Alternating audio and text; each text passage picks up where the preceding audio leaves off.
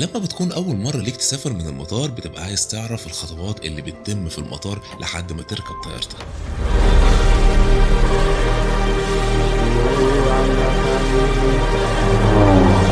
في حلقة النهاردة هنعرفكم تعمل ايه أول ما توصل مطار القاهرة، كمان هنجرب الانتظار في أفخم لاونج بالنسبة ليا في مطار القاهرة في صالة مرحبا بريميوم لاونج.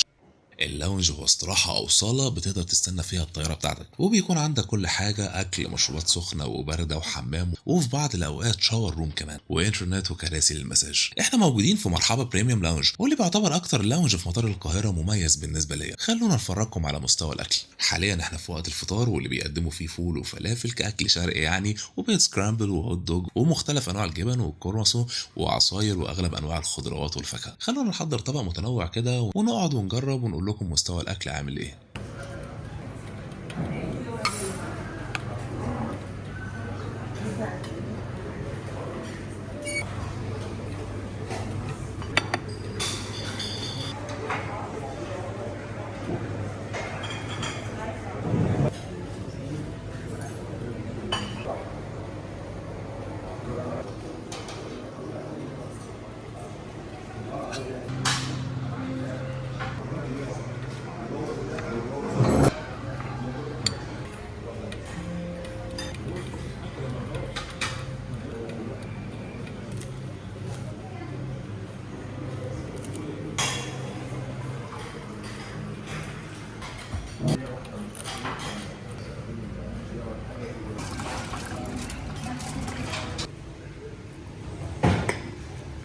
زي ما قلنا لكم قبل كده، اللاونج اللي بيعتبر طبعا استراحات موجوده هنا في المطارات، بتبدا تقعد فيها تستنى الطياره بتاعتك. كمان جنبك هنا الطيارات بتتفرج عليهم وهم بيتجهزوا.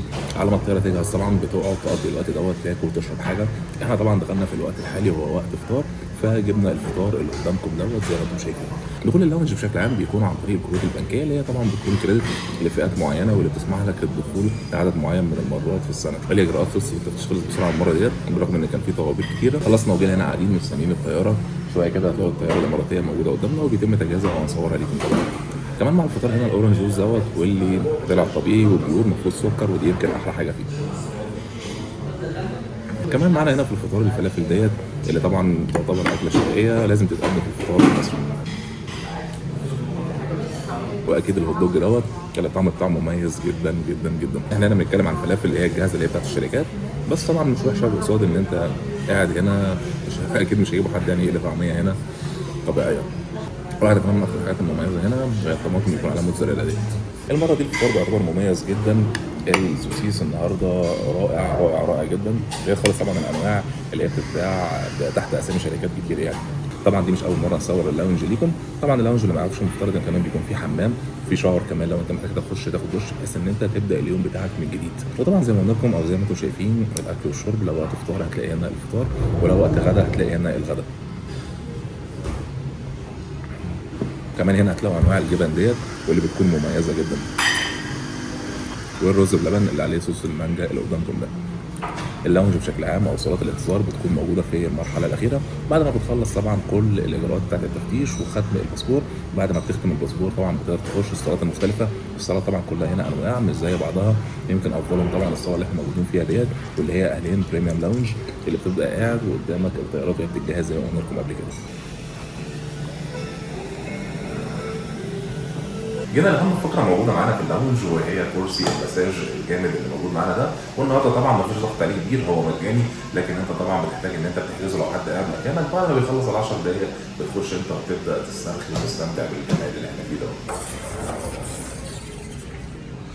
داخل اللاونج هنا عندنا اماكن كتير جدا للقعاد، منها اللي كان بره واحنا مصورينه ليكم، اللي طبعا بيكون قاعد وشايف الطيارات، وفي اماكن مغلقه زي اللي احنا موجودين فيه دوت، واللي تقدر تقعد طبعا. عندك برضه فيشه تشتغل لو معاك اللابتوب او عايز تشحن الموبايل بتاعك، وفي طبعا شاشه هنا ما اعرفش بيتعرض عليها حاجات ولا لا، وقدامك الساعه والشاشه بتاعت طبعا مواعيد الرحلات، الحاله بتاعت كل طياره، وغيرها وغيرها من الاماكن اللي بتسمح لك طبعا ان انت تقعد وتستمتع بالاجواء الجميله اللي قدامك ديت في الهدوء والراحه النفسيه ديت، وتقعد طبعا تشتغل لو معاك اي شغل او تشرب حاجه.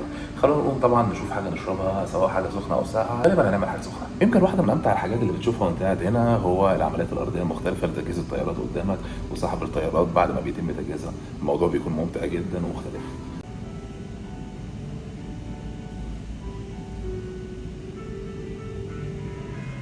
زي ما انتم شايفين كده الجزء الخارجي بره، اما احنا هنا في الجزء الداخلي كل الاماكن بتاعه القعاد فيها فيش. بنتكلم طبعا عن فيشتين مش فيشه واحده، بحيث ان كل كرسي يقدر يشحن اكتر من حاجه. اماكن طبعا لو هتحط فيها الحاجات اللي انت بتاكلها او بتشربها، واماكن بارات او بار مختلف زي اللي موجود دوت، بحيث انك بتكون قاعد قدامك لاب او الاكل وبتستمتع بالفيو اللي قدامك دوت.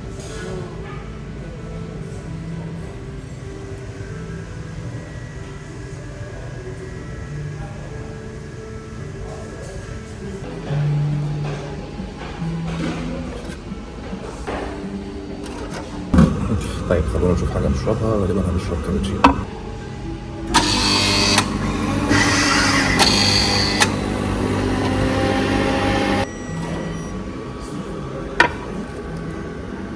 زي ما انتم شايفين هنا عندك كل انواع المشروبات السخنه اللي انت محتاجها، كابتشينو، لاتيه، شاي. طبعا في مشروبات ساقعه في الثلاجه اللي تحتيه ديت، سواء بيبسي او سيفن او اي طبعا ميه معدنيه انت محتاجها.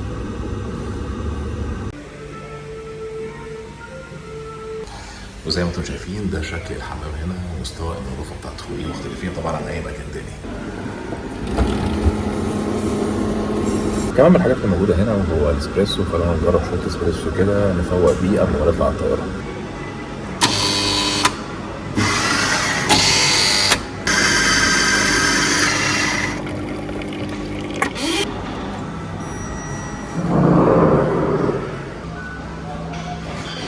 جبنا شوت الاسبريسو دوت، خلونا ندوق ونشوفه اصلي ولا مجرد باودر اللي اتحط في المكان الجاهزه.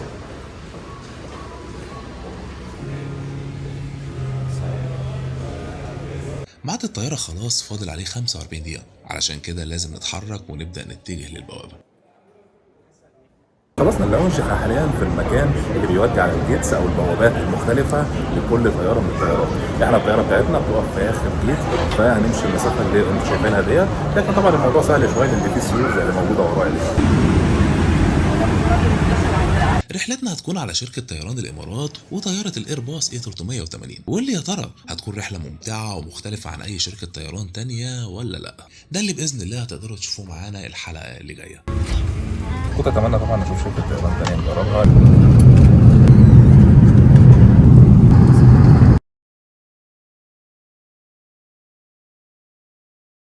واللي بتعتبر تجربة مختلفة ومميزة جدا. رحلتنا هتكون من تيرمينال 2. بالرغم من ان اغلب الطرق تم تطويرها والدنيا اختلفت كتير عن زمان، لكن برضه حاول توصل المطار قبلها ب3 ساعات. ولو هتقعد قعدة ملوكي زي صالات اللاونج اللي قلنا لكم عليها ديت، ممكن تروح قبلها ب4 ساعات. اول ما تنزل من العربية او التاكسي هتاخد الترولي دوت اللي بيكون موجود بره علشان تحط عليه الشنط بتاعتك، ولو شنطة واحدة مش لازم علشان حركتك تكون اسهل. اول حاجة هتحضر التذكرة والباسبور لامين الشرطة اللي بيكون على اول بوابة، لان الدخول بيكون مقصور على المسافرين فقط. بعدها بتتحرك على اول تفتيش ليك واللي بيكون قبل اي اجراءات، واللي بعد ما بتنتهي منه بتلاقي نفسك قدام مكان بتعمل فيه التشيك ان، واللي معناه طبعا انك اكدت الحجز بتاعك وخلاص مسافر معاهم، واللي من خلاله بيتحدد رقم المقعد لو ما حددتوش اونلاين، وبتسلم الحقائب اللي هتكون في بطن الطياره او المخزن يعني، وبتاخد البوردنج باس واللي هو عباره عن ورقه بيكون فيها تفاصيل رحلتك، وفي منه اللي بيكون اونلاين على الموبايل بتاعك يعني. اغلب شركات الطيران بيكون لك من اول شنطه واحده وزنها 23 كيلو، وساعات ما بيكونش ليه غير شنطه واحده اللي هتطلع معاك فوق لو احنا بنتكلم عن شركه طيران اقتصادي، لحد 3 شنط في بعض الشركات المميزه زي الاماراتيه. وبيكون ليك شنطه واحده صغيره معاك على الطياره، بجانب طبعا شنطه اللاب او شنطه اليد للسيدات. بعد كده بتتجه للجوازات، المكان اللي بتاخد منه ختم الخروج من الدوله، واللي زي ما احنا عارفين منه بيتم فحصك لو في اي مانع من السفر. بعدها بتتجه للتفتيش الاخير واللي بعده المنطقه الحره اللي بيكون فيها الاسواق الحره والجيتس او البوابات اللي واحده منهم هتكون عليها طيارتك في الميعاد الخاص بيها. وهنا طبعا بتلاقي عندك وقت للانتظار على المقاعد ديت بجانب البوابه اللي هيكون فيها الطياره بتاعتك، واللي طبعا بتقدر تعرفها من خلال البوردنج باس اللي بيكون معاك.